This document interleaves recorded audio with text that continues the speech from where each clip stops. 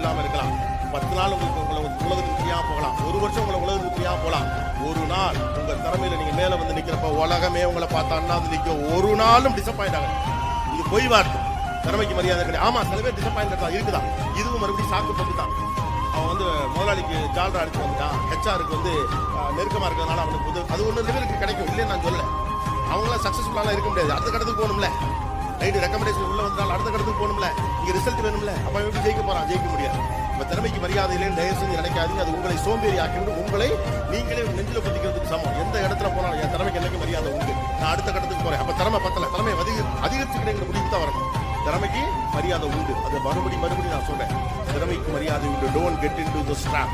நீங்க இன்னைக்கு இல்லைனாலும் வீரியம் உள்ள விதை எங்க போட்டாலும் வெளியில வரதை நீங்க தடுக்கவே முடியாது. நீங்க ஏறி நிக்கலாம், மிதிக்கலாம், கொல்லலாம்.